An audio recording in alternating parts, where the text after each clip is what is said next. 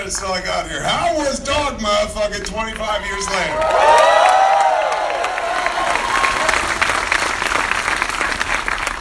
Fucking wild, man. I'll tell you the thing that bugs me night after night when I watch it. You know, there's a moment where God and Bethany are having their beat.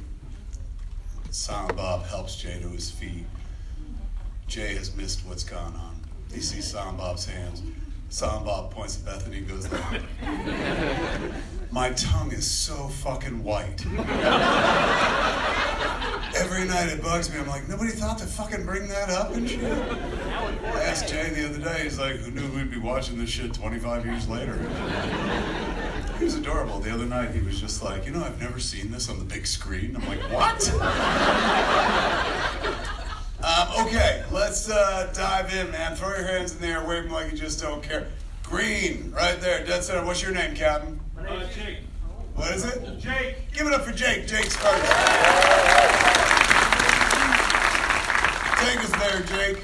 Have you gotten any 25th anniversary protest letters from the Catholic League, Westboro Baptist, anything like that? I don't know if the Catholic League still exists. They must, but we've heard nothing from them. The Catholic League was a self-appointed media watchdog group that went after the movie a quarter of a century ago, led by a gentleman named Bill Donahue, who was pretty old back then, so I can't imagine he's still around to this day. But if he was, he'd be my Moriarty, I guess. But no, this time around it's been so fucking quiet, and which is lovely. I'm no agent provocateur, man. Anybody that ever thought that about me misunderstood my career. I like talking about the shit I like talking about. Periodically, it runs afoul of some folks who are sensitive and stuff, but I've never gone out there and tried to like fuck with people. So when shit went down the first time, like I was mortified, you know, not to mention fucking scared. We got 300,000 pieces of hate mail, 400,000 pieces of hate mail, 3 legitimate death threats. Wow. One said, and I memorized it and I've known it forever and shit, because it really captured my imagination. You Jews better take that money you stole from us and start investing in flak jackets, because we're coming in there with shotguns. Sign your brothers in Christ. Back then, man, it was rough. You know, I went to, I've told the story a gazillion times and shit, but when we went to the New York Film Festival, I got out of the car, I had a little baby Harley, she was like 5 months old, and we put angel wings on her, so she looked like a little fucking fat cherub and shit. Me and then the wife get out of the car with Harley, 1,000 people lining the streets of New York Film Festival, Alice Tully Hall, in front of Alice Tully Hall, praying the rosary out, this big statue of Mary and shit like that. And everyone in, you know, my world, they're not fucking religious and shit, so they're like, well, they're fucking cursing us. I was like, that's the Hail Mary. That's not a curse. Watch this. Hail Mary, full of grace, the Lord is with thee. You can give it right back to them. So we went inside and had the kid. Thank you so much. Can I grab a Coke Slurpee? Yeah. Yeah, that's honestly, I'm going to gain like 20 pounds on this tour, because every night for the Q&A I get a Coke Slurpee and I'm like, it's vegan. So when we went to Alice Tully Hall, I was going to go out and introduce the movie. And I had the kid. And so I remember the publicist, Gina Gardini, she's like, what are you doing with the kid? I said, I'm going to go out when I intro the movie, I'm going to bring the kid out with me. She's like, why? I was like, then maybe they'll be easier on the movie. You know what I'm saying? Like, they see I got a kid, maybe they won't go so hard and shit. She's like, well, I feel the need to remind you that anybody can buy a ticket for tonight's event. And I was like, yeah, that's why we're sold out. This rocks. She goes, no, Kevin, anybody can buy a ticket for tonight's event, including people who don't like the idea of the movie.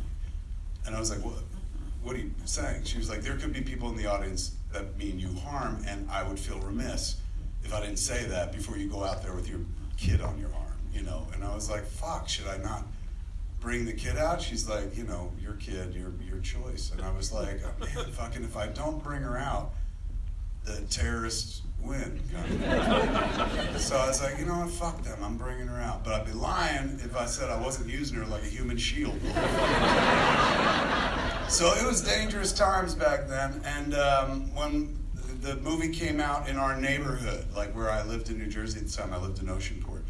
The movie was opening right down the street, the Eatontown Sony Lowe's, which is now an AMC. So read in the newspaper, the Asbury Park Press, can be a 15,000 person protest. Knights of Columbus bringing 15,000 people. 15,000 people in my neck of the woods is my neck of the woods. That means my mom's gonna be at the protest as well. Everybody in our hometown. So I was like, fuck, man. I was like, what would that look like? We gotta go and shit. And I was there with my wife, Jen, and I was there with Brian Johnson as well. He was living at the house. So I said, we gotta go. And they're like, you're out of your fucking mind, man. Like, you'll stick out like a sore thumb. I was like, nobody fucking knows what I look like. They're like, you're in the movie. I was like, yeah, but this crowd, they would never fucking, they've never seen a Kevin Smith movie. They wouldn't know what I look like. Plus 15,000, we're gonna fucking blend easy. As long as we're holding signs, nobody gonna fucking think twice and shit. So like, what kind of signs? I was like, we gotta make protest signs. So we got this big cardboard, 8 by 10, bigger 8 by 10, big cardboards that you write fucking shit on, protest with. Wrote to hell with Dogma on one and Dogma is dog shit on the other. Colored in the letters real nice and shit with markers and put glue and sparklies on them. Really turned it into an arts and craft project. Joanne would have been proud. And we went to the mall, man, and it was not 15,000 people, it was 15 people. They were nowhere near the fucking theater, man. They were over by the driveway because the law wouldn't let them be right near the theater. So, like, if I wasn't looking for them, thank you. I would never have seen this fucking protest, man. So we pulled over across the way, and they were like, this is fucking sad and shit. And my wife was like, should we go? And I was like, they need bodies. So we're already here. Fuck, let's go, man. And so I was like, at least take a picture of us. Me and Brian will go, we'll join. My wife had no interest in going near. She's like, I can go near those religious people and shit. I said, you stay in the car, take pictures of us and shit. So there are 2 photos that exist. Real blurry, you know, almost like fucking one of them JFK fucking photographs where you're like, you know, like the Sasquatch photo, like that kind of shit. But you can see I'm holding a sign because it's white, it reflected really nicely if I'm fucking across the parking lot. You can see Dogma's dog shit. And you can see it because somebody's talking to me. We're standing there, me and Brian. You know, I know all the prayers and shit because I was in the club. Brian don't know shit, so I'm like, Hail Mary, full of grace, Lord. Brian's just like, hum, hum, hum, hum. Holding our signs and stuff. So there are people in line, and 2 lines of people, they were all in their 70s and shit, basically older folks and whatnot. They had a big crucifix. You know, a crucifix is not just a cross with Jesus present and stuff, looking his most pained. So there they are with their crucifix praying, and we're just praying with them, and that's when a news van pulls up. And that's weird because we don't have local news, right? We have all our news in New Jersey, at least where I live, comes out of New York. So we got like, you know, ABC, NBC, CBS, all the New York feeds, the Manhattan feeds and shit. So we never see news vans. This was a news van from like News 12, which is like some South Jersey channel that we didn't even have. So they get out, they pull up, the lady gets out, she's got a clipboard, guy gets out, he's got a camera. Both of them see our protest, and they look disappointed as fuck. You know, they too had read 15,000, and they're like, fuck, you know, there goes our shot. So I guess they're like, we're here, we might as well shoot. And I see her looking our line up and down. Clearly she's looking for somebody to talk to and shit like that. And so she falls on me, and we make eye contact. I'm just sitting there going, Hail Mary, full of grace, the Lord is with thee, blah, blah, blah. She looks at me, then she looks away, then she comes back and looks at me, then she looks at her clipboard, then she fucking looks right back at me. And then she makes a beeline right toward me, and she's just like, are you him? I pointed to the crucifix, I said, no, that's him. She goes, no, are you the guy that made the movie? I was like, no, not at all, man. She's like, you gotta be. I said, I'm not. And somewhere a cock crowed. You know your Bible. She goes, well, can we interview you? And I was like, you know, sure, absolutely. And so she calls over the camera guy. He comes over the camera, and he's shooting them, but he looks at me, and he's just like, all right. Turns the light on. She's just like, what are you doing here? And I was like, I'm protesting this movie. She's like, what have you heard about it? I said, I've heard a lot of things, nothing good. And she goes, what's your name? I'm like, Brian Johnson. So after the interview and shit, everyone around us still praying. She talked to somebody else, like one of the older ladies, came back to me. She's like, "You are him." I said, "I'm not. I promise you and stuff. I'm not that guy. I don't like that guy's stuff. I've never seen one of his movies. I don't like the cut of his jib." Finally, she got the fuck out of there and stuff like that. And we eventually, like, the protest disbanded. They finished their fucking rosary. I guess they only did one fucking round and shit. And then they were talking. I was like, "What, were we meeting them tomorrow night?" They're like, "No, just tonight." I was like, "What? We got to stop this." Their heart wasn't in it and shit like that. So I went home that night, we were giggling about it and stuff, and he says we didn't have like fucking phones with cameras in them. It's not like we could look at those pictures and shit. We were just talking about the memory of things. And then the phone rang, and it was my mom at 11:15 at night, and that's scary when your mother calls that late at night. So I answered the call. I was like, "Ma, you all right?" She goes, "Oh, Tiger, I'm fine." She's going, "But I'm watching the news." And she goes, "And there's a boy with Brian's name on TV who looks just like him." So protests back then, man, were a big part of it, and it was heartbreaking because that's not the movie I made, man. I was like, fuck, they didn't see it. It was easy to protest a movie you don't see. If you walked in and see it, you'd be like, "This is a pretty reverent fucking film." Yes, there's a lot of butt fucking jokes in it, but like, it's a pretty reverent film nonetheless and shit. So this time around, none of that. It's been quiet as fuck, which I enjoy. Believe me, I'm happy about it and stuff. However, when we kicked off the tour, we've been doing AMC theaters and stuff. We kicked off at the Grove in Los Angeles, their AMC theater. And I was running late. They put out like carpet for us to take pictures and shit, me and Jay. So I'm running late. I run into the front. And as I'm running in, I see in my peripherals, bless you, like what looks like, I see a little collection of bodies, something fucking going on and shit, but not enough to like stop and look and shit, plus I was late. I get inside, they're like, "We gotta get you on the carpet, man." The guy was checking us in and shit. I was like, "What's going on outside?" He goes, "Nothing, man, we gotta get you on the carpet." I was like, "No, really?" And he goes, "They're protesting you." And I was like, "What?" And he was like, "There's a little group out there protesting." And I went and looked, and it was a lady holding one end of a banner, a guy holding the other end of the banner, crying Mary on the banner, and one guy between the banner, 3 people and shit, doing their protest. And I was like, "Aww." I haven't been protesting in a while. This is adorable and shit. So I went outside and took a selfie with them. They did not find that funny. But yeah, that was it. That a minor hiccup and shit. And then every stop, of the tour, there's been like, "Hey man, were we okay?" And everyone's like, "Yeah, fucking the only thing you have to fear are your fucking crazy fans." So I hope it remains that way. I mean, it's been a long time, and I think the folks that made bones out of it back in the day could do so before the movie was seen. Once the movie started being seen, once it went to home video and shit like that, it's been like a quarter of a century. Most people know, like, this was not Monty Python's Life of Brian. That was why I was, like, Life of Brian goes in there and pokes its fingers in the eyes of not just the church, but the faithful, the faith, Jesus, everything. They're duty bound to offend. That's what they wanted to do.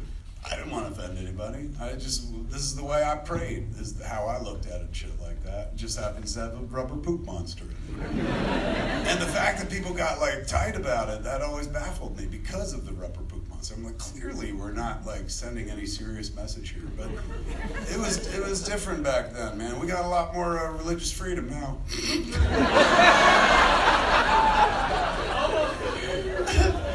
All right, where are we going to go next? Right there. What's your name, Captain? My name is Lexi. Give it up for Lexi. Lexi, go on. Lexi, what can I do you for?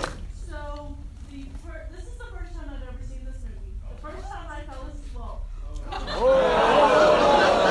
First time you fell asleep watching it? Reminds me of my father. He fell asleep watching Chasing Amy and shit. I asked him afterwards, I was like, "Why'd you fall asleep?" He's like, "No Clint Eastwood." I enjoyed the movie. Thank you. I was wondering, do you guys have any posters like that? Any posters like this? The website will eventually, yeah. I don't know But if you had any tonight. Well, hold on, let me check. No. No, the good folks who do our merch every night, Creeperama, they mostly do shirts and hats and stuff. We haven't done paper. That's the tougher to carry around. But go to dogmamovie.com. I think there's a link to buy merch. And I just didn't know if y'all had the posters or not. I don't, but I was giving you even more information than you asked for. Because I'm trained to do so. Because I'm like, hey, here's an opportunity to sell some fucking posters. Not just to you, but to anybody in this room. So let me fucking finish, all right? All right, yeah, no posters here, but fucking, we had shirts. And then I went to get one tonight because the whole fucking tour I've been trying to get me a fucking XL shirt. And every night I get there, they're like, we have 3 5XL shirts left. And every night I'm like, all right, fucking give me one of those. So me and Jen wear it together. Right up top, what's your name? I see you with the long hair and you just look behind you and your hair and now there's 2 hands you're pointing. What's your name? Justine. Give it up for Justine. All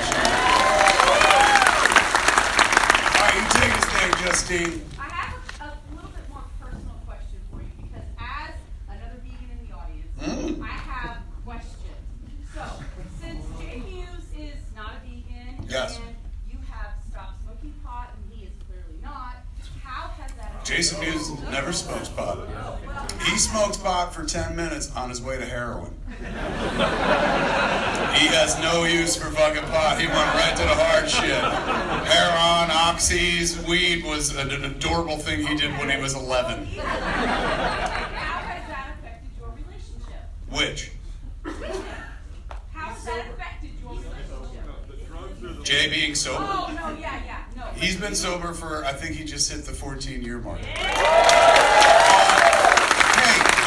he's not here. Fuck him. I said, come with me to Dallas. He goes, why? And it could have been for that right there. I'm kidding. He didn't say why. He has 2 fucking kids. In any event, so wait, our relationship, hold on, do you want an answer or do you just want to keep talking at me? We did a whole podcast for years called Jay and Silent Bob Get Old, which was literally about him getting off drugs. It was an intervention podcast. So he's been sober for 13 years, but in the beginning when he wasn't sober, it was a real point of contention in our relationship, particularly on this movie. He was like rocked by heroin. When you watch this performance and shit, this is not a guy who was sober. We thought he was sober, man. We had paid somebody to be like, don't let him do fucking heroin. She was like, all right. And then she used that money to do heroin with him. So I never knew this until afterwards, man. I thought we had him clean and sober the whole time and shit. And then later on he told me, I'm like, well, can't argue with results. It's a hell of a performance.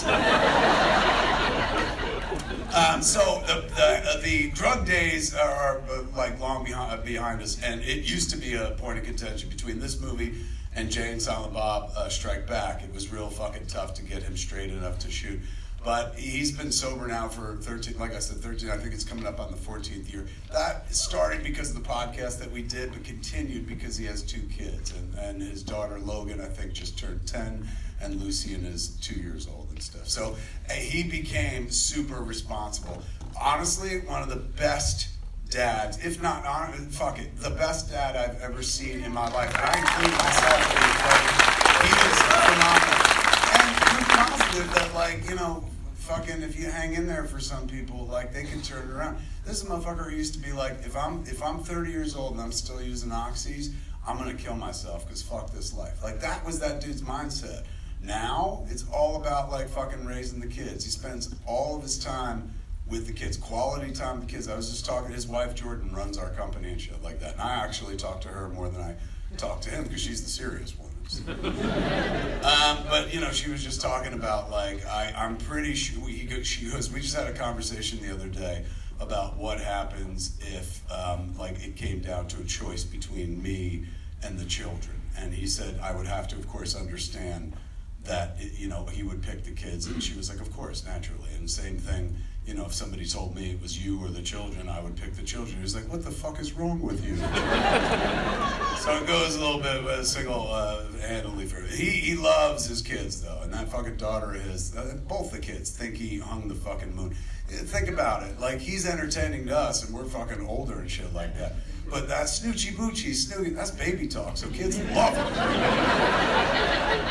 But yeah, been no problem. And when I got off weed for him, he didn't even, like, when I was a weed smoker, it was not a problem. It wasn't like his heroin was indeed a problem. Weed smoking was a problem for me, in as much as like, you know, I was disassociating and fucking checking out and stuff. But he loved when I smoked weed because he was like, finally, get off my dick. You know, because when I was fucking stone cold sober, I'd be like, you have to be fucking stone cold sober at all times and shit. But he's put it behind him. I don't have to shake a finger or anything like that. It's such an impressive turnaround. And knock wood, you know, you're never supposed to count on it continuing every day, easy does it or whatever, one day at a time, as they say. But so far, going on 14 years, his days have been good. He's either with those kids or playing Call of Duty as himself now. They released Call of Duty skins of Jay and Silent Bob and One Man and Chronic, so for the last fucking month, all he's been doing is running around going, Snitch City Dude! So weird. I saw you sent me a video. It was just a sea of Jays. He was leading a fucking 100 Jays into battle. My nightmare, to be honest with you. All right, where do we go next? Yeah, right there in the quick stop hoodie. What's your name, Captain? Thank you, Tony. Give it up for Tony. Tony's gonna take it. What you got, Tone? So I love all the deleted scenes that are on the very hard to find out of print DVD. Right. And but you know, I've had that DVD for like 25 years. So anyway, my point is that I love all those deleted scenes. I think they're wonderful. Some of them are just brilliant enough to, frankly, have been left in the movie, if you ask me. So ever since Clerks X and the Mallrats DVDs dropped with the special extended cuts of the movies, I've always hoped that there would be the possibility of the extended cut, not necessarily the director's cut. Right. This is the director's cut. Agreed. But the extended, you know, here's this for fun version of Dogma. And now that Darth Weinstein's out of the picture. We are within spitting distance of a home video version of this, yes. Physical media. A steel book. Will it reincorporate all the scenes? No, that sounds like a lot of work. I cut them out for a reason and shit. But they will be included again. So, I love it when people are like, you know what, I'm going to do this myself. And they put the scenes back in and do their own cut and shit. I got no objection with that. If somebody wants to reincorporate the scenes, I've seen that over the last 25 years. People have presented me online and in person with like, here's a better version of Dogma. Thank you. Where were you in 1999? So those cut scenes will be on there, but it probably won't be reincorporated. As I've been watching the movie night after night, you know, I sit there going like, because we talked about in bringing this one out, do we put other scenes back in and shit like that? And I felt like, no, let's let it be the movie that people remember. Like this is the version most people would have seen if they saw it in the theater or watched it on home video. So I felt like doing a bigger thing was just like, it's unnecessary. If I went to a place and all of a sudden they were giving me this longer cut, I'm looking for the exact thing I saw with my grandma before she passed away, or the movie that I watched with my father when I was 11 years old, or something like that.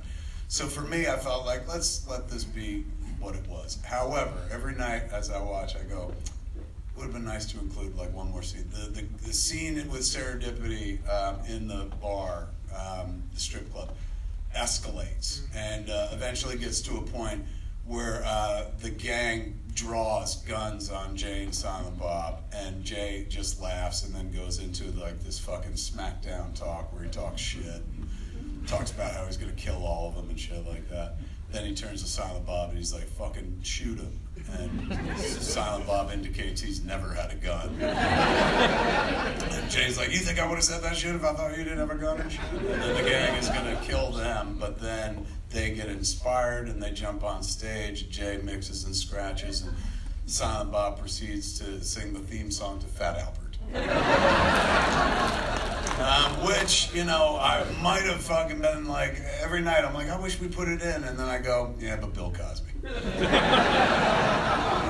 Probably best to leave it out. Okay, where we want to go next? Yes, right in the corner there. What's your name, Captain, with the hat? Jonathan. Jonathan, give it up for Jonathan. Take us there, Jonathan. Wondering what it was like to work with Alan Rickman and George Carlin. Oh, Rickman and Carlin, man. Fucking two absolute legends who I like followed as a fan not their whole careers. I got to George probably 4 albums into his career. But I was there for Die Hard. You know, I went to Die Hard to see fucking the other guy, who I was a big fan of for Moonlighting. I was like, fucking Willis and shit, the Pride of Penns Grove, New Jersey, fuck. But, yeah, until then. But I went in that theater to see Bruce. I came out going, who the fuck is the other guy? Like, holy shit, what a magician. Like, I'd never seen him before, and that was his introduction to the general public. And then I became a huge Alan Rickman fan, not just the mainstream shit like fucking Robin Hood and Prince of Thieves and stuff. But, like, there was a movie he did with Madeline Stowe called Closet Land, which is fucking brilliant, man. It's a two-hander. 2 people, could have been a play and probably was. And it's about a prisoner of conscience. It's so fucking good. But I was deep cuts on this guy's career. I always loved him. Never once thought I could work with this person. Like, never aspired to it. I was like, he does classy shit. I'm a fan. I make movies, but not movies like that. Just never thought about him being in the movie. We're, let me see, it was 1997 going into 98. John Gordon, who works at Miramax, who was our exec, who I would later on go to make Red State with, and then he would go on to produce all of David O. Russell's award-winning movies. So he had a big blow-up and whatnot. He calls me, and he goes, you'll never guess who fucking came in the office today. I said, who? He goes, Alan Rickman. I said, Hans Gruber was in your building? Did it blow up, man? And he goes, I said, what was he there for? He goes, we're trying to talk him into being in this Merchant Ivory movie, but all he wanted to talk about is whoever directed Chasing Amy. I said, I directed Chasing Amy. It's like, yeah, he knows, and he wants to know what you're up to next. I was like, fuck, let's send that dude a copy of Dogma, man. He could be an excellent Metatron, the voice of God, shit. And fastest yes I ever got from an actor in my entire career, man. We sent him FedEx the script. He got it that morning, read it 2 hours later, called up and said he was in. The only person who ever says yes faster is Jason Mewes. I don't even finish the title. I'm like, Jay, and he's like, I'm in.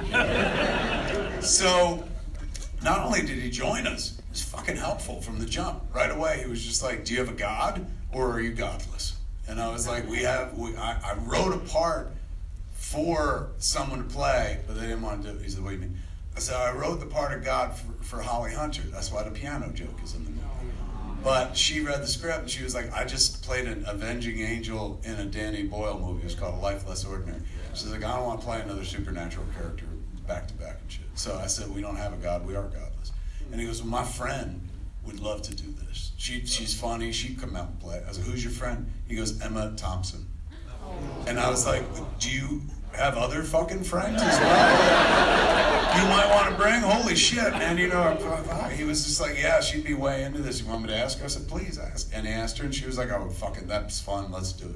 So for like 2 weeks, Emma Thompson was in the movie. So much so that I've been doing press, you know, because it was post-Chasing Amy, people were like, what are you doing next?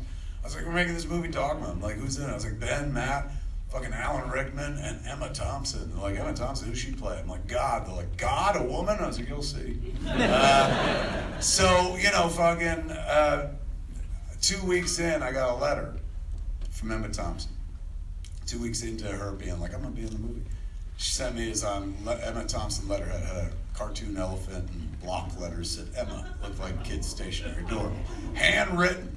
Said essentially, paraphrasing, like, Kevin, I was looking forward to having fun with you and Alan, but I'm not going to be able to make it. I got to bow out of the movie. I've decided to stay in England this year and try to have a baby finally. So you're going to have a great time. Alan's one of my closest friends, blah, blah, blah. So, you know, we didn't have Emma Thompson anymore. And I was doing interviews, and somebody was like, I heard Emma Thompson's playing your God. I said, nah, she was gonna, but she dropped out. She's going to stay in England and try to have a baby finally, she said. So, you know, that's how it goes. Then I got another letter from Emma Thompson. And it wasn't nearly as sweet, where she was like, stop fucking telling people that I'm trying to have a baby. I have 30 paparazzi out in front of my house. So I told Alan, I was like, I think your friend's mad at me. He's like, she'll get over it. So he was bliss, man. Like, fucking wonderful to work with, act beside, fucking watch. Like, I never directed him. You don't really direct Alan Rickman. I did try to give him a line reading once, though, which is hysterical. If you know the art of performance, actors hate fucking line readings. A line reading is when, like, you tell an actor how to say a thing. Acting is really just comes down to a job of choices.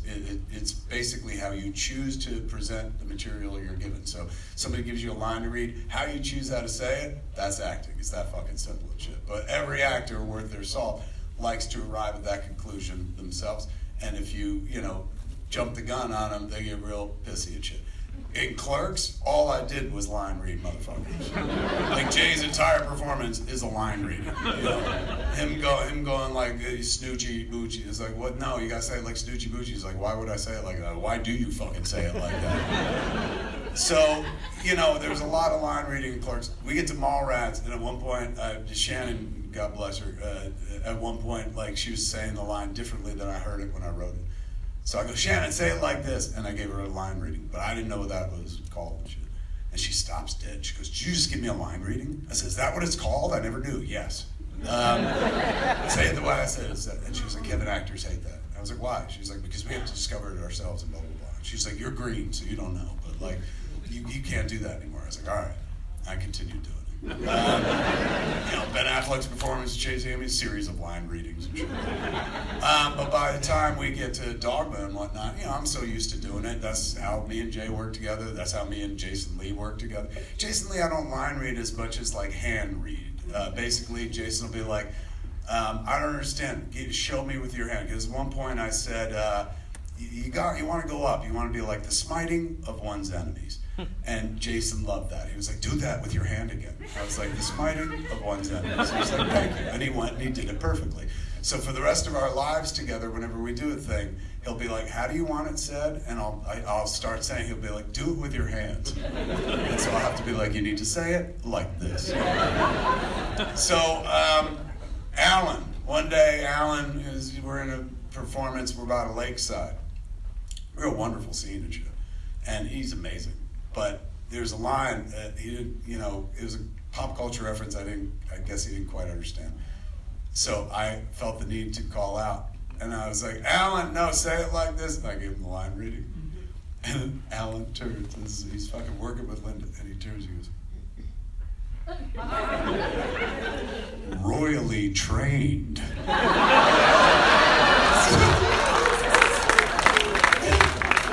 Oh, he was so fucking awesome, man. I never understood that we were friends until kind of toward the end of his life. I just thought he was always nice to me, professionally courteous, because we made Dogma together. But he fostered our friendship. Like, whenever I was over in England or Europe and shit, didn't matter where I was, he would track me down and he would call me and be like, Kevin, you're in my country, I'm taking you out to lunch. And he'd fucking take me out to eat. And then periodically, I'd be home, fucking just doing whatever the fuck, and I'd get a phone call, Kevin, it's Alan Rickman, I'm in your country, you're taking me out to eat. And we'd fucking do that, and it was wild. He liked our world. He liked Jason very fucking much. Like, he just thought Jason was adorable. One of my favorite memories on this or any fucking movie is like I set up a shot. We're doing the church scene in the third act. Set up a shot and I go to fucking Snack Candy, get some free M&Ms and shit. And I walk past, weirdest fucking thing I ever seen in my life. Front of the church steps, man. Jason Mewes, Alan Rickman, deeply engaged in conversation, intense conversation. I remember thinking, what the fuck could these two possibly have to talk about? So like later on, I saw Alan and I was like, hey man, if Jason is bothering you, like, you just have to let me know. And he goes, Jason Mewes could never bother me. Jason Mewes is the best that America can be. He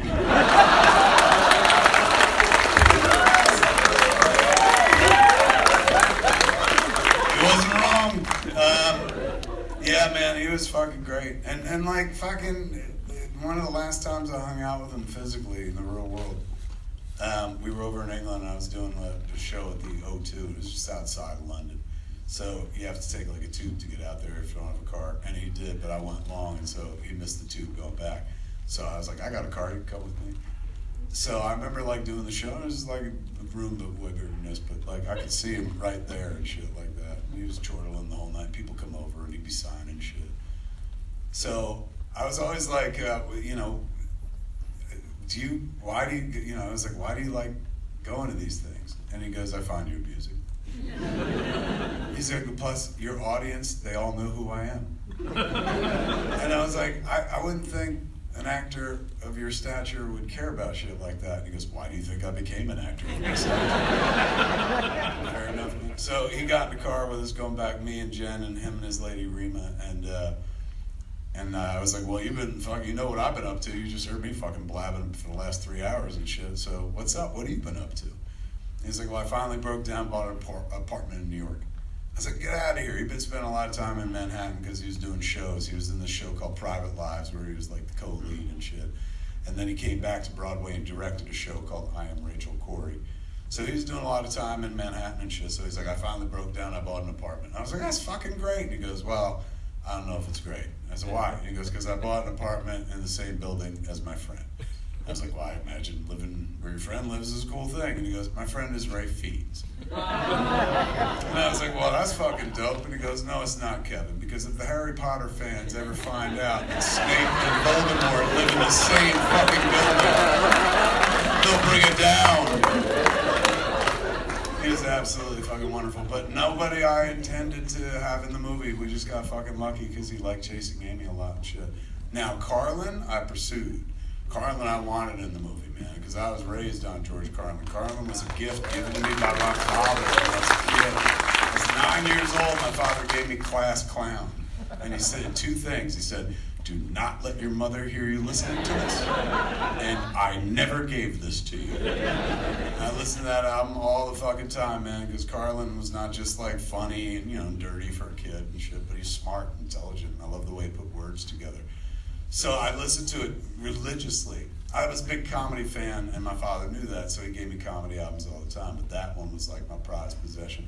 I put on my headphones, curly fucking cord, listening to hi-fi while I was working in my room. One day I was doing that, didn't hear my mom come in, fucking my mom talking to me. I didn't turn fast enough, so she yanks the cord out just in time to hear cocksucker motherfucker tits. And she's like, George Carlin, where'd you get this? And I said, Dad gave it to me. And she's like, Don! And he comes in and he goes, oh my God, I told you not to say anything. And she goes, you cannot give him dirty comedians like this. He can only listen to good, clean comedians like Bill Cosby.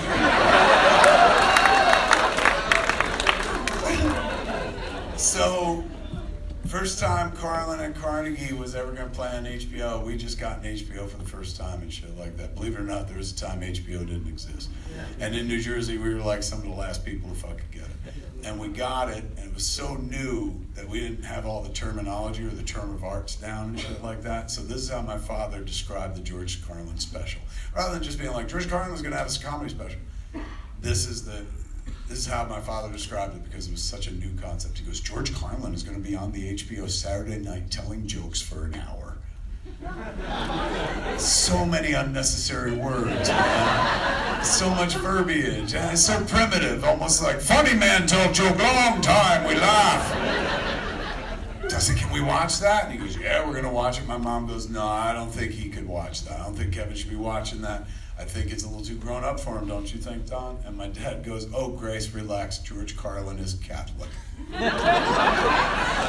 So we gathered to watch Carlin and Carnegie. Mo-Man sitting on the fucking couch with a TV tray in front of him and eating his fucking TV dinner. My mom's sitting in the Barca Lounger. She got a snack tray. She's eating her TV dinner. And I am dead set in front of the TV, laying on my belly and shit like that, eating my TV dinner. Carlin and Carnegie begins. If you've never seen it, it's an excellent fucking stand-up special showcasing some of his most famous bits. But it begins, and I'm never going to be able to do it justice because he was a maestro, but it begins roughly, I'm paraphrasing like this. Have you ever noticed that people who are against abortion are people you wouldn't want to fuck in the first place? It's a great reaction and shit like that. My dad is like, ah. My mom is like, I don't think this is funny at all. And my dad goes, Grace, relax. And she goes, no, it's going to make Kevin ask all sorts of questions. My dad goes, no, it won't. And I was like, Dad, what is abortion? And my mom was like, see? And she got up and left. And I was scared. I was like, should we stop watching? My dad goes, no, we're going to keep watching. And watching a comedian, watching what makes someone you love laugh is, especially when you're young, is fascinating. You know, it'll grow you as a human being because it makes you curious. If you understand it, great. Number one, it's just the seeing someone you love in a different frame of mind, seeing them filled with joy, right? Like my father was a stern patrician. He was my father. 70s, 80s kids, we didn't have close relationships with our parents. They were on pedestals, and you just listened to them and obeyed them and shit. You didn't want to get punished. You wanted to be fucking do right by him. So I didn't have the relationship with my father that I have with my kid. It was different. And not that I was like, my dad's relationship and mine sucked and I wanted to make it better. No, I enjoyed my relationship with my father, but I just felt like I could do better with my kid. Didn't want to be a dad as much, like at least not like that. Didn't want to be on a pedestal, wanted to be more of a friend and shit like that. And when the kid moved out a couple of years ago, I went through this existential crisis where I was just like, oh my God, like it's over. Like I did it. Like the kid's done. And did I do it well? Fuck, I only have one kid. I'll never know. So I asked the kid, she is badass, thank you. I asked the kid, I was like, kiddo, was I a good dad? And she goes, she goes, I never really thought of you as my dad as much as my fun older brother who had all the money. And I was like, that's what I was going for, man. So my old man, he didn't have that. He was a different breed of cat, and we had a different kind of relationship. So number one, just seeing him break down and not be the dad, watching them like fucking laugh, because nobody can be the role that they portray when they're laughing. I learned that from Carlin's book, Last Words. We're always presenting a front. Everybody's acting. I don't want to hear anybody in this room say, I can't act like Alan Rickman. Bullshit. You can act better than Alan Rickman. You do it every day of your fucking life because you never present the real you to anybody in this world. We're always presenting the best possible version of ourselves, the version we want people to see. What is that if not fucking performance, man?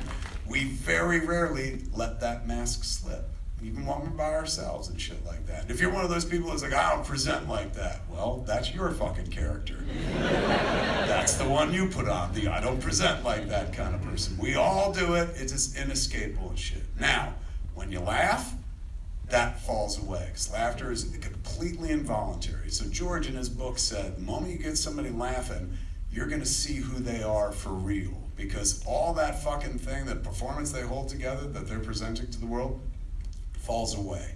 You can't stop laughter. It strikes when you're least expecting it and stuff. Even if you're going to a comedy show and expecting to laugh, you don't know when it's going to happen. When it does, you really can't control your fucking faculties and stuff. And George's point was, that's when you're seeing a real person. That's when you're seeing who that person is at their essence, completely unguarded. He also said, at that moment, it's your best chance to spring a new idea on people. He's like, that's when I fucking throw a little enlightenment out there, because their minds are as fertile as going to be. They're going to trust you because you just fucking made them laugh, and inherently that trust is going to build, so you can whip some new ideas out there, man. I always thought that was fucking fascinating and shit. So watching my father laugh at Carlin, man, I learned so much. Number one, I learned what was funny and shit, and I had to break it down if I didn't understand it, or go look it up, or ask my father and shit. But number two, just seeing him fucking laugh at this guy and respect the fuck out of this guy on TV and shit like that. My old man was like talking at the TV, like, tell him, George! Like, he never did that shit. So it made a fucking impact. My old man loved George Carlin, so guess what? I love George Carlin as well, man. And so I grew up with him as somebody that I always looked to. He was my guy, man. I meet so many people who are like, you're my guy, man. I just follow your shit. You're my guy. I know what that means, because George Carlin was my guy. I just followed his shit, man. I love what he did, what he stood for and shit. Anytime I could go see him, I would and whatnot. And then one day I made a movie, and then I made another movie, and I made another movie, and that allowed me to make this movie. And at that point, I was like, we are reaching out to George Carlin for Cardinal Blick. And so we tracked down his manager's number, this guy named Jerry. And me and Scott called him and shit. And I said, hey man, this is Kevin Smith, Scott Mosier. We made Clerks. And he goes, I don't know what that is. I said, then you're not gonna know the second one, that's Mallrats, but you might have heard about the third one just happened, Chasing Amy and shit. He goes, I don't know what that is. And I go, well, we did co-executive produce Good Will Hunting. He goes, Ben and Matt, I know, I love that movie. And shit. I said, well, that's good, because we're making the next Ben and Matt movie.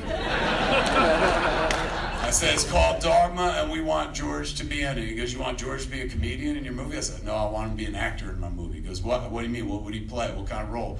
I said, I want him to play a Catholic cardinal. He goes, fuck, George will love that shit. He goes, you got a script? I said, I do got a script. I said, I'm going to be on the Conan O'Brien show, late night with Conan O'Brien, same night as fucking George. He's first guest, I'm second guest. I could bring the script if you introduce me and shit. He's like, let's get this going. You bring the script, I'll introduce George. I said, oh, fucking thanks, man. And I was like, this is crazy. I'm gonna meet my idol, man. Like, dude, the fucking smartest man I ever heard speak and shit like that. I'm gonna meet this guy. Problem is, between the time I put the phone down and the time I was scheduled to go on the late night show with Conan O'Brien, George's wife passed away, rather untimely and stuff. As you would imagine, losing your best friend will hit you like a fucking freight train. So he did not go do the piece that he was going to do originally. He was doing all new material at that point. He didn't do any of that stuff. He sat down, did what they call a desk piece, something he could read, and he'd done it before. It was an older piece and stuff. Shocking he even showed up to do the show at all, but he was nothing if not a consummate professional. And since his wife ran his business, it was the highest esteem you could show her in her absence is to keep the appointment, one of the last appointments that she ever made. So I see him from a distance. I can tell, like, you know, my man's in a different place. So I tell Jerry, I was like, hey, man, you don't have to introduce me to George. I didn't want to go over and be like, hey, man, I'm Silent Bob, you know. He was in a different place. I said, here's the script. You can give it to him when you want to. Shit, no rush and whatnot. Just please pass on my condolences. So I didn't get to meet him that night, but I did get a phone call from Jerry the next day, and Jerry's going like, George read your script, man. He wants to meet with you and talk about it. I was like, get the fuck out of here. He goes, yeah, can you be Four Seasons Hotel in Beverly Hills at the restaurant, noon on Friday? I said, fuck yeah, man. And so I'm late for everything, except that day I was an hour early.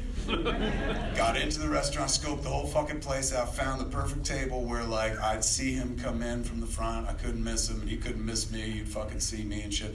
There were two exits to my sides. If for some reason he came in through those, I had him clocked and shit. No way this dude was getting in this restaurant without me fucking seeing him. And I sat there for an hour just lying in wait and whatnot. Me and the staff, as they were putting out spoons, looking at me all fucked up and shit. Finally, at noon, he comes through the door. Mind you, I'm the only person in the fucking restaurant. You cannot fucking miss me. This is how George enters.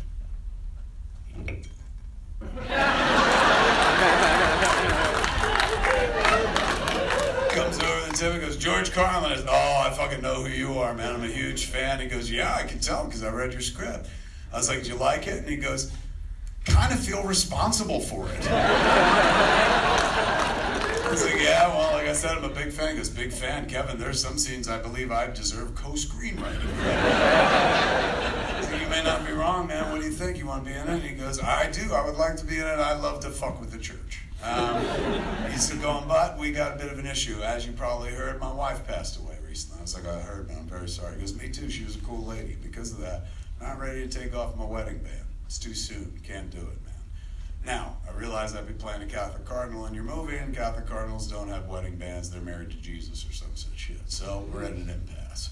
But thought about this last night. Figured maybe I could put a Band-Aid around my wedding band. That way, in the movie, nobody would see I was wearing a wedding band, but I could still be in the movie. Now, you may not like this because it may make Cardinal Glick look klutzy or something in a way, or it's just not something you want to see up on the big screen is this big Band-Aid sitting there. He's going, but if you can see your way clear to let me wear a Band-Aid over my wedding band, then I'm pretty sure that I could be your Cardinal Glick. What do you think? I was like, I think I wish you were my fucking father! I was like, that's the most beautiful shit I ever heard in my life. You can wear as many Band-Aids as you want. I was like, all right, then I'm in. And he came to play, man, as the kids say, he ate. You just watched it, man. He was fucking phenomenal. And he treated it so seriously. That's the thing. Like, most actors you work with, the ones I love are the ones that are like, yeah, let's just make pretend. They don't treat it real serious. That's why I love Affleck. He's got one foot in serious and one foot in, like, can you believe they pay us for this shit? Matt's got 2 feet in, like, it's the craft, man. It's the craft. He don't even know if he's getting paid and shit. Carlin, though, treated it seriously. He was a method actor. He had so much respect for the craft. He didn't want to be a comic. That's something he backed into. Can you imagine backing into being one of the greatest comedians that ever lived and shit? His dream was to be in movies. He wanted to be Danny Kaye. Him and his mom and his brother would go see Danny Kaye movies when he was a kid. Danny Kaye was a song and dance man, played Hans Christian Andersen, funny leading man type and shit. And he made George's mom laugh, and so George as a kid was like, that's what I want to be. I want to be Danny Kaye. But he never got to be Danny Kaye. Instead, he got to be, if there was a comedy Mount Rushmore, one of the fucking faces that would be on it. But he loved acting. And so even though there were Kevin Smith movies, I was always like, you can be in this. And he showed up fucking serious as shit, man. Always serious about anything. Didn't matter what it was. Case in point, we're making Jay and Silent Bob Strike Back, in which, inarguably, his role comes down to hitchhiker who blows truck. So he goes to me, we're on set, he goes, Kevin, I have a question for you as the author of this piece. And I was like, recognized. And he goes, it says in here, I keep talking about the unwritten book of the road. I said, right. And he goes, okay, now do I believe that shit, or am I just fucking with these two assholes? And I was like, I'll be honest with you, George, you've already put more thought into the script than I did. I was like, but if I had to pick a side of the fence, I always kind of felt like your guy's being serious. He goes, that's what I thought. That's the intent I want to play. That's exactly what I'm thinking. Thank you for confirming. I was like, honestly, this is adorable, but you could phone this one in, man. You're just blowing the trucker. And he goes, Kevin, you don't know anything about the art of performance, do you? I said, no, enlighten me. And he goes, I'm an actor, which means my job is to tell the lie that tells the truth. I have to suspend the window of disbelief so the audience can crawl through and enter this world that we're creating. In order to do that, I need honesty to feed them the lies. So I'm not asking you this to be a troublesome actor. I just need to know how deeply you want me to throat this guy's dick. And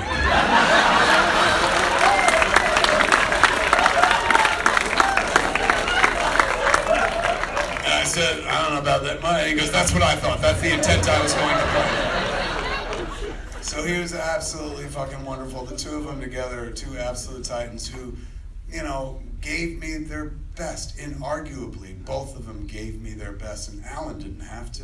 None of them got paid. Like, this movie was $10 million. Everyone made fucking scale and shit. But they loved the script. They loved the fucking story. Having George in the movie was a blessing, but at the same time, it was bittersweet because it cost me something. That was the beginning of the end of my faith, man. I'm not going to fucking lay it at anybody's feet with my own. I'm a grown man. I make my own decisions, but George Carlin didn't help. We were on set, fucking we're doing the third act, we're outside, fucking, when Ben and Matt show up, snap his neck and whatnot. Snap Ratface's neck, and then fucking later on they drop fucking him from the sky. I'm talking about the scene with George and talking about the plenary indulgence, and he's just like, so let me get this straight. They go through this church and they're going to be forgiven. I said, if they get their wings cut off and shit like that, then they can get their wings cut off in our lore, angelic lore, that makes them human. And they go into the church and all their sins are forgiven. Once they come out, they'll probably get killed by the cops and they'll go straight to heaven and stuff. And that's based on plenary indulgence that happened at my church when I was a kid. When I was in 1983, they had the 100th year celebration of the church, and so they did that for our church and told us, hey, you walk through the church on this day, all your sins are forgiven. And I'm talking to George about this, and George is looking at me with the same face that like an adult has when a child over-explains Star Wars to him. And finally, after patiently listening to me ramble and shit, he goes, you really believe in all this shit, don't you? And I was like, yeah, you're a raised Catholic, you don't? And he goes, no, I'm smarter than that. That was where it began to chip away and stuff like that. But no complaints, man. Having him in the movie was everything. And I'm happy to report both of those guys are everything you wished they would be. If you were sitting there going, yeah, but they were probably assholes. Not at all. They were both magicians. And they fucking gave me a magic act and then fucked off out of my life, man. Really beautiful thing that they did. All right. How are we doing time-wise on the other one? How much time we got? You're sitting at about 20 minutes right now. Right on, man. All right. I see a hand go up right there. What's your name, Captain? You, and you just went like this, and then you went like that, and now you're doing this. Yeah, now you're doing this. What's your name? Caleb. Heather? What is it, Heather? Give it up for Heather. Heather's next. All right, Heather, take us there. What's up? So, love the script, obviously love the film. Is there anything that one of these or several of these actors did in the performance of the script, or the performance that wasn't in the script, that you were like, oh, damn, I wish I would have thought of that, or, oh, man, that brought something so much more than I could have imagined? Yeah, there's a line in this movie that I could never have written. Can you guess what it is? Chris Rock line. What is it? Chillabop? No, I heard somebody go the Chris Rock line. Yeah, Chris Rock has a fantastic line in this movie where Bethany's like, wait, Christ, you knew Christ. And he goes, knew him? And, you know. I did not write that line. Never in a million years would it have occurred to me to write that line. Not even like, hey man, I wrote a line just for you, Chris. Never occurred to me. I believe the line in the script was, no, I saw him naked or something like that. So we're on like the third take and Chris, just busts the line that's here in the movie. And fucking, we cut right after. The whole fucking crew was cracking up. Everyone's cracking up and shit. I was laughing. And I go, oh, fuck, that was funny, man. I wish I could keep it in the movie. He goes, what are you talking about? You got to keep it in the movie. The reaction you were laughing and shit. I said, what am I supposed to do? I didn't write it. What was the credits going to be like? Written by Kevin Smith with one great line by Chris Rock? And he was like, I don't give a shit. I don't need the credit, man. Fucking, you're going to get all the credit anyway. Just fucking leave it in there. Funny is fucking funny, man. And that's a funny fucking line and shit. I was like, I don't want anyone thinking I wrote it. He goes, no one will. So yeah, that was something that we went into battle with that I wasn't ready for, and fucking that's valuable, man. Like jokes in a movie like this, the times that we can collectively laugh and shit, they're precious. As the filmmaker, you're trying to handcraft them yourself. When you're given one for free, oh fuck, you take it and fucking run with it and shit. So that springs to mind. Yeah, the movie hat. What's your name, Kat? Kyle. Give it up for Kyle. Kyle. So, two things.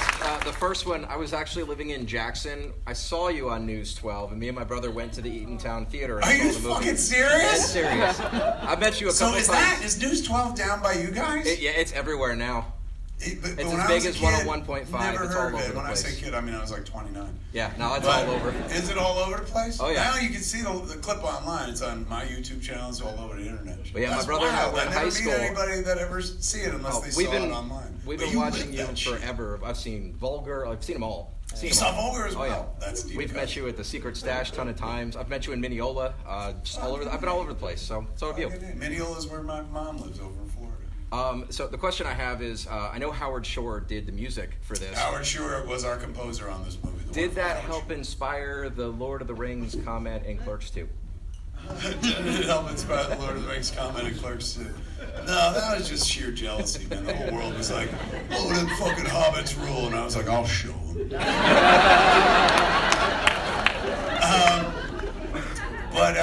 Howard, Howard has done many things. He did the score for Silence of the Lambs, of course, leaps to mind.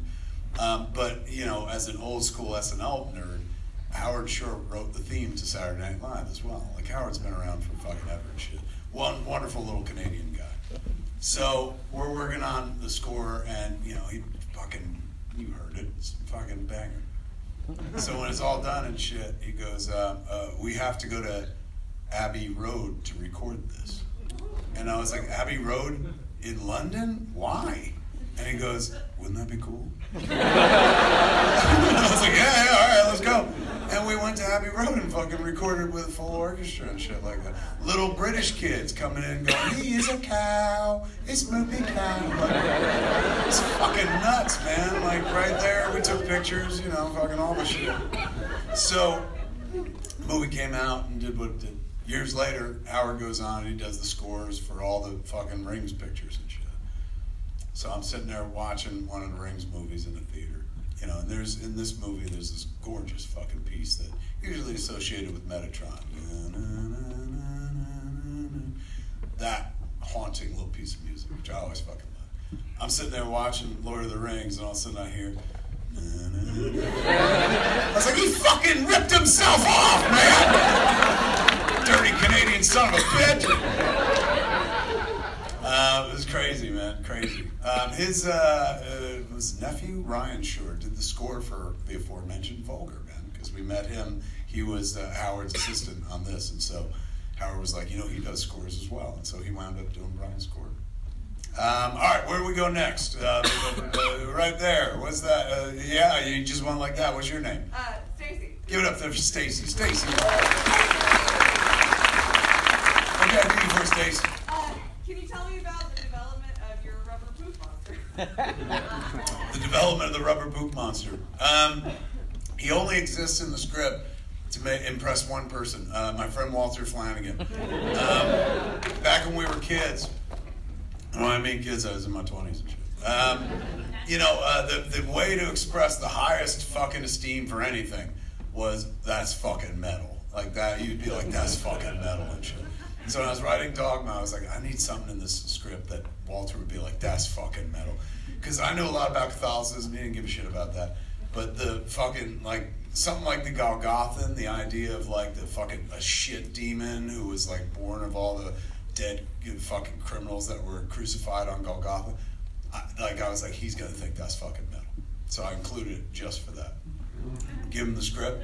I'll never forget it. It was one of the earliest cell phones that I ever had. Big ass cell phone, man. I was someplace else. I think I was with Jay. And the phone rang, and it was fucking Walter. And I answered it. I was like, hey man, did you read Dogma? And he goes, that fucking shit demon is fucking metal. I said to Vince Guastini, who designed him, he said, what do you want him to look like? Vince had a bunch of drawings and designs. And to his credit, Vince, based on my earlier work, he's like, I think this is the design. And it was a design of a demon where the horns were dicks, the nose was a dick. There were 9 dicks all over this fucker's face. And I was like, I just thought he'd look like Clayface from Batman the Animated Series. And he was like, I guess we could do that too.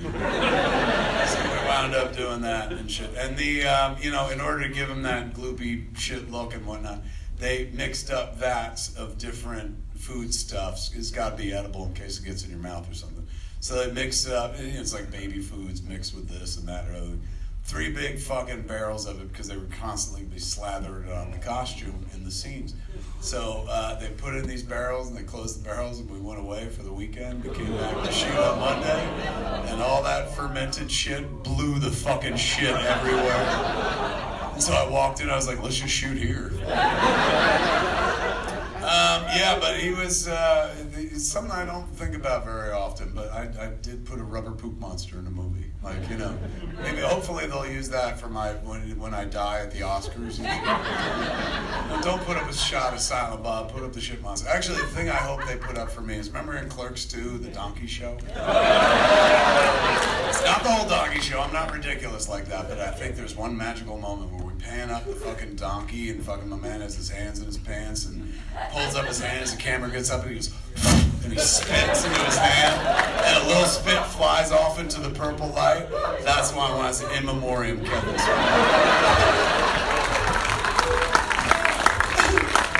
Who are the cosplayers? Who got dressed up, man? If you got dressed up, come join me up front. We'll keep Q&A and stuff. Bring your cameras, get your cameras ready to selfie, and I'll jump behind you and do it. And let's show these people how you dressed up. Meanwhile, we'll keep Q&A. What's your name, Captain? Yeah, you. I was pointing right at you. Rochelle, give it up for Rochelle, man. She next. Take it away, Rochelle. I just want to say that it's pretty amazing. So funny and amazing. Is there any irony in the fact that it's showing the Is there an irony that the church is being shown during the church's Jubilee year? It is a church Jubilee year for the Catholic Church, and they recently announced a sidekick, a fucking... And I'm not Catholic. I really only know this because of the Pope died. No, oh yes, the Pope died. They tried to blame me last week and shit. We started our tour on Sunday night, the Pope died on fucking Monday, and everybody was like, that was you. I said, I heard it was J.D. Vance.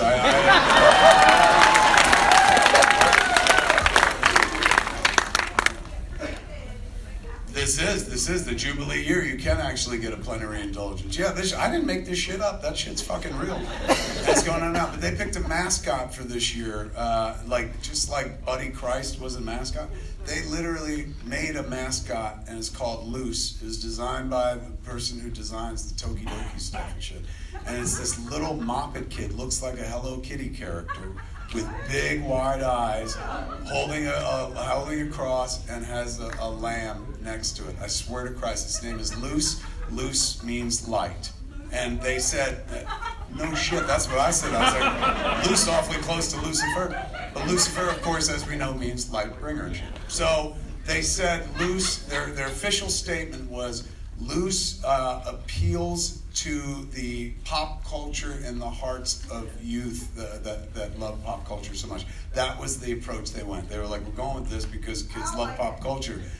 I don't like it either, because for the Catholic Church to choose a little child as a mascot, optics are way fucking bad.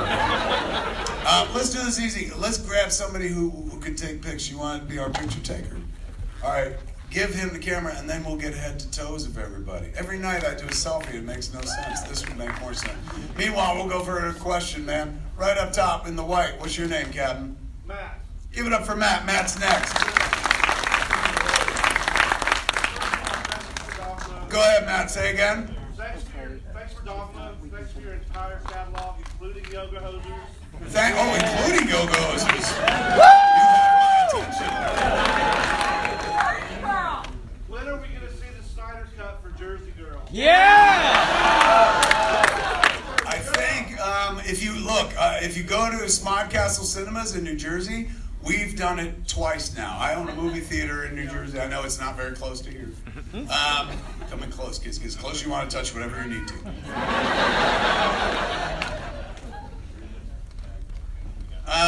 We've done it there twice. Thank you, kids. You look great. And I think once this Paramount deal is done, come on in. Look at the wings. Excellent job. Holy Christ.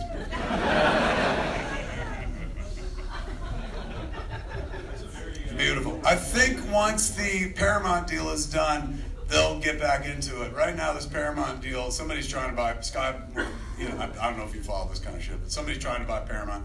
Because of that, nothing is happening at Paramount right now. All of our old movies are at Paramount. Not all of them. All the Miramax stuff is now owned by Paramount, and all the Weinstein Company stuff is owned by Lionsgate. So Jersey Girl is at Paramount. Once the dust settles and that merger has officially happened, that purchase has been made, then I think they'd be more than happy to continue pursuing it, because they were working on it before I even thought about it. They were like, we're going to do an anniversary version of the movie. Don't you have a longer cut? I was like, fuck yeah. Excellent job. Where do we want to go next? Yes, right there, green shirt. No. Go ahead. Me? Yeah. Yes. What's your name? Get your mom. Well, no, what's your name? I'm Carrie. Give it up for Carrie, man.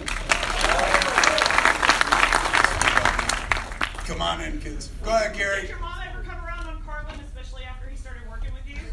My mom came around on Carlin so hardcore that very night. Excellent job.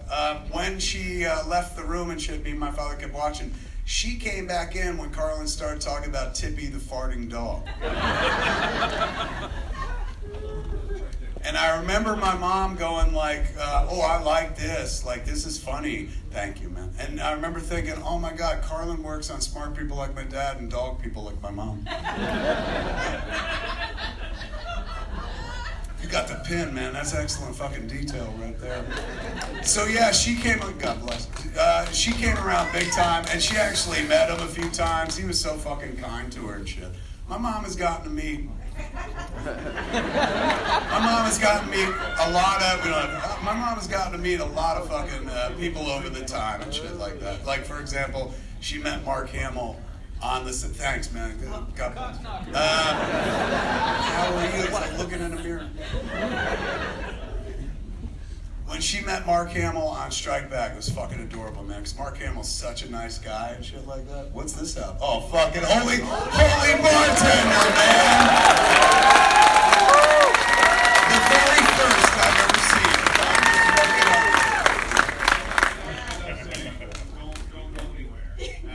Okay.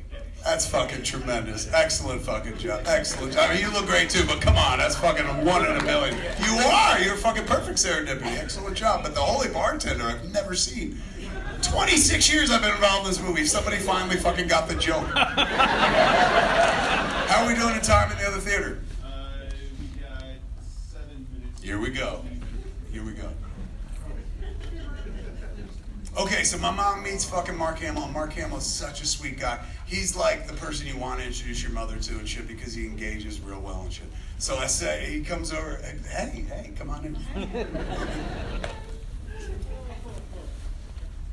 So we're doing the like blunt saber sequence. Excellent meeting you kids, thank you. We're doing the blunt saber fight, right? And my mom, first it's on me, so it's coverage on me over the fake Mark Hamill, who's the stunt guy. Hold on one second. So we did that footage. Then Mark Hamill, first we do Mark over fake me and shit, and I'm directing from the side. Then we do me over fake Mark. So while fake Mark's working, real Mark is sitting behind the monitor with my parents. Both my mom and dad are there. And the monitor is where everyone hangs out and watches the movie where it's getting made, generally where the director sits and everybody sits behind it and shit. So I was on camera, so I wasn't sitting behind the monitor. So mom is sitting there, and Mark Hamill sits in front of her, and he turns around and starts talking to my mom and dad. And he says to my mom, he's like, you must be so proud. Like, how weird is this for you? Look at this giant set, and your son like is in charge. Like, this must be nothing you ever thought about when he was young. And my mom goes, oh, I don't know. When he was little, he played with your action figure. Now he just plays with you.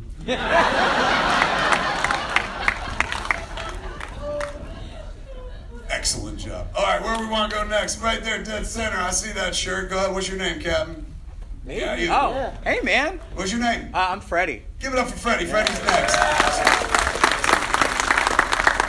Go ahead, Freddie. So I have a really deep cut question, but I wanted to give you a real quick thank you. You probably don't remember me, but I'm the dude from the Texas Theater for the Clerks 3 screening that almost died on the same day as you. Holy shit, yeah. man. How are you? I'm We still almost died fucking on the going, same dude. fucking day. You're still around. We had a whole ass long conversation, and I just want to say thank you so much, because tomorrow my fucking YouTube show flies to LA to cover Halfway to Halloween. Fucking A, yeah. man. Well done. And we're gonna have. Living has brought you. I know, and we're hopefully gonna have O'Halloran on one of our episodes soon. Fucking A. Yeah, dude. So I want to say thank you so much.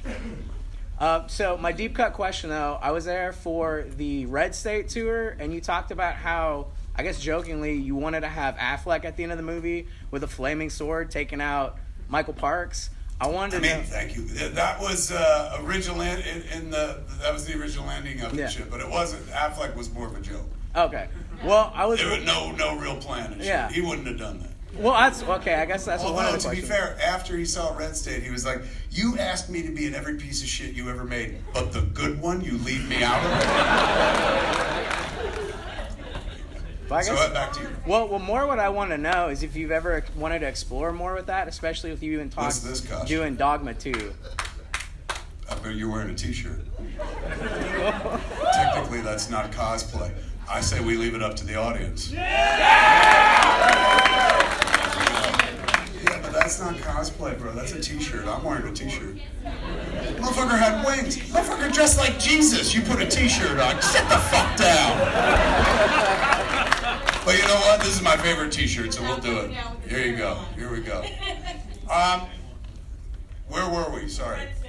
Red State. I wanted to know if you were ever going to explore that with like the talks of Dogma 2 coming out, of like some maybe Red State sequel tie-in shit like that. Lionsgate picked it up recently because the license had expired for like a while and shit.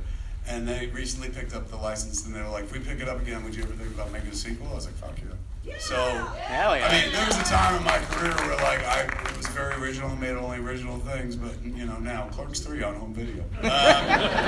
So it's a possibility, man, to go in that direction, because there's a story I would like to do that's nothing like the story we did. It's kind of essentially it would be Blue State.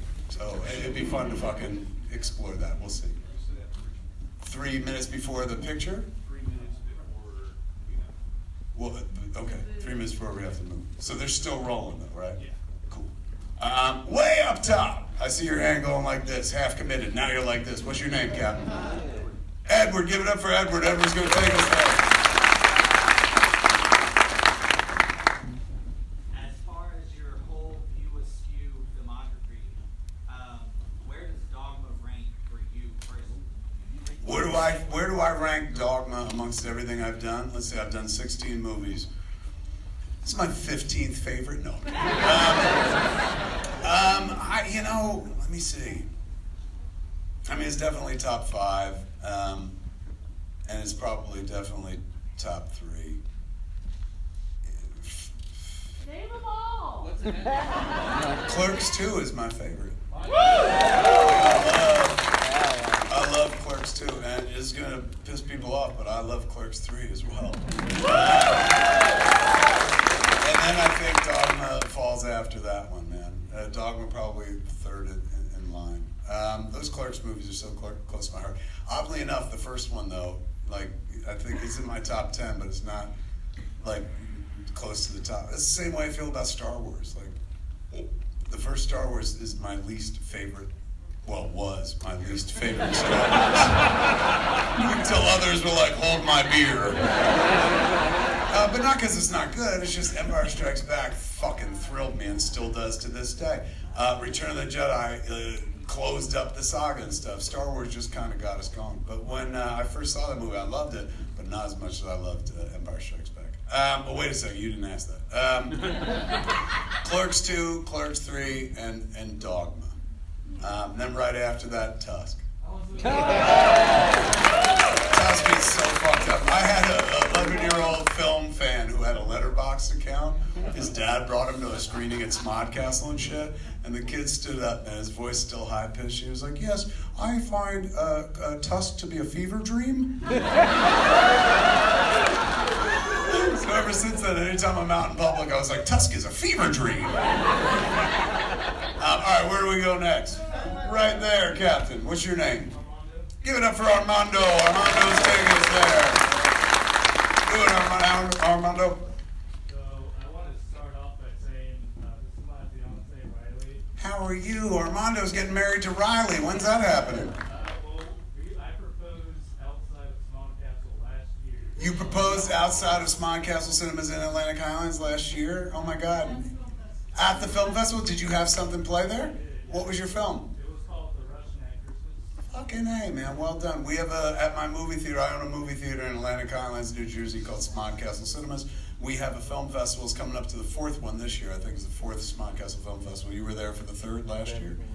And while he was there, they got engaged at the theater. Holy shit, man. That means, that's beautiful. That means I get prima nocta rights. Did you see that movie?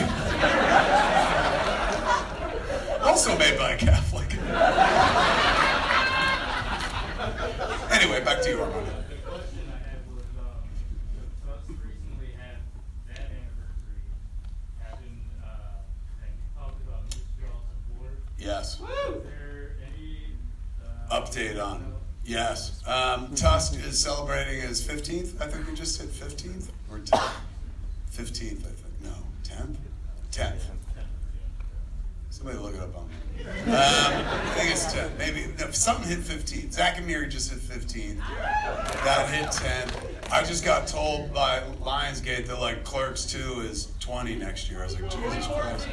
2014, so 11 years. So yeah, we just passed the 10th of Tusk. For those who don't follow very closely, I've been dreaming for 10 years, ever since Tusk, of making the movie I was born to make, Moose Jaws, which is Jaws but with a moose instead of a shark.